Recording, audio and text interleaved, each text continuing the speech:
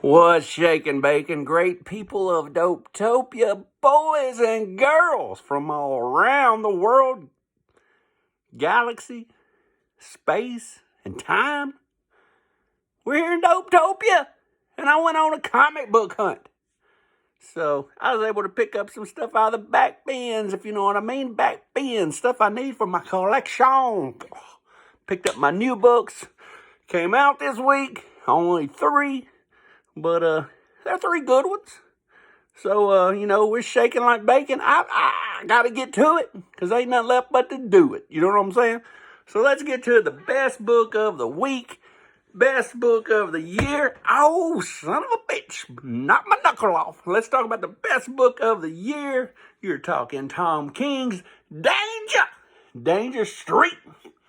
Best thing I've read so far this year. Amazing stuff. How can you beat Danger Street? You can't. It's a bunch of DC goodness.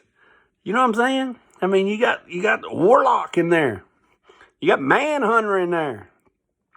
You got the Dingbats in there. You got my favorite Lady Cop in there. Lady Cop, way underused. Lady Cop should be hanging out with a Peacemaker and stuff like that. You need Lady Cop.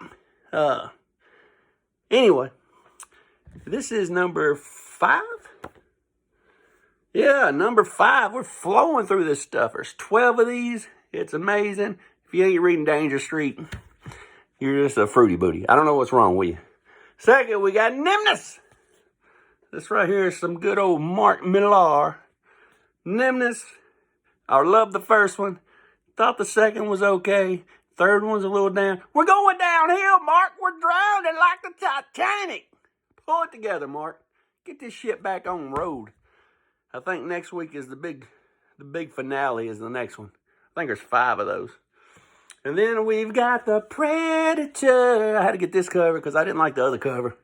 I read anything Predator. Predator is the stuff. I remember when I was 10 years old, Predator came out in 1987. Been hooked ever since. How can you beat the Predator? You can't. Predator is the jam. It's not the jelly, it's the jam. So that's the 3 new books I picked up. Like anybody cares, you can see them at any comic book store. They're nothing special. I don't know why, at my age, 45 years old, anybody would want to get on here and see a 45-year-old man, hold up 3 books that anybody could see at their local comic book store. So, but people like to see that stuff, I guess. But anyway, the back bins. Back bin books. First one I needed this Witching Eye right here. Camp Fear. See it on his hat? That boy don't look too feared. He's not afeared at all. And he ain't a good tennis player either, because nobody takes it. If you're a pro tennis player, you got a cover for that racket with your name on it and some glitter. He ain't got none of that. He just got an old tennis racket. He's going to Camp Fear, and Daddy's going to be banging Mama all summer. So, you see Daddy back there. He's happy. Mama's happy. There might be another little junior on the way by the time little Landy gets back from Camp Fear. That is a Witching Eye, number 58. This one here I got at a Nashville Comic-Con that came here locally. Wow, Machine Man. You see what I paid for Machine Man? $6. $6 for the first Machine Man. You know, what can I say, man? Machine Man. Good stuff. But, underused, I guess. I really like Machine Man. Except when the Hulk busted him in half. But, I'd go to a table over here and they'd have a raw copy for $50. I'd go over here and they'd have a raw copy for $25. I'd go over here and they'd have a raw copy for blah, blah, blah. $6 for a Machine Man. How can you beat that? You can't. So I picked me up a Machine Man for $6. Speaking of DC goodness, even though I wasn't speaking DC goodness, I was talking about Machine Man. Here is Detective Comics number 584. Sick cover, literally. This is called Fever Breaks, and it is sick. What a sick cover. I had to have it. The cover's the reason I bought it. It is a sick cover indeed. All right, I've told that joke 3 times. So, this is Fever Breaks, and it's morbid and dark. Just like the stuff that I like to read. And speaking of morbid and dark, Here is the all-new Midnight Tales from Charleston Goodness, #2 in the collection. We got this thing that looks like a demon doll from outer space. Everybody's all shocked. We got the doctor right here. He don't know what's going on. We got a whore right here. I don't know what's going on either, because I've never read the demon doll from outer space. But this is Midnight Tales. So, good Charlton stuff, you know what I'm saying? When they wasn't making printing cereal boxes back in the day in Charlton, they was printing covers, if you know what I'm talking about. If you don't know what I'm talking about, you don't know.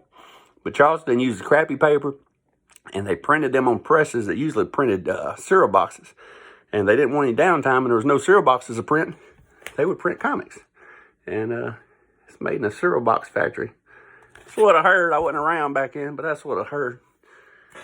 Here's a 12-cent Superman, and he's going against Melonhead, his awful enemy Melonhead. So, Melonhead needs to come back around.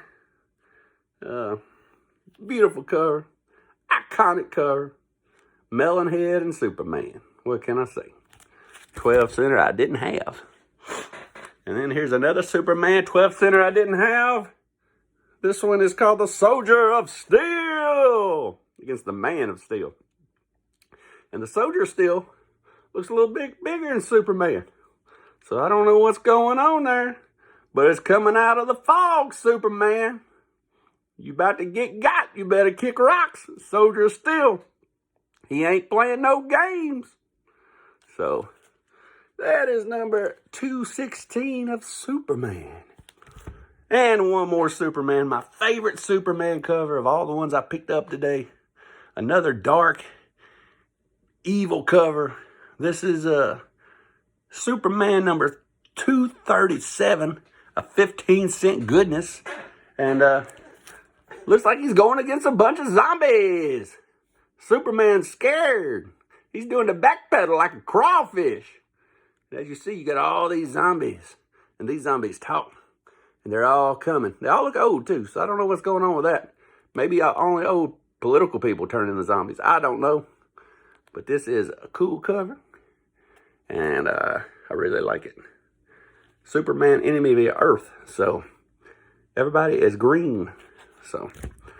And here is a Witching Hour. Very cool cover. 51. Welcome to Death Row. We got a skeleton judge. We got a skeleton juror. We got some lawyers that look pretty creepy. And we got this guy that wants to evade court. But if he runs out of court, he's going to be court-martialed and sentenced by Judge Skull. So, this is Witching Hour, number 51. Good stuff, good stuff. And my last Witching Hour, number 29.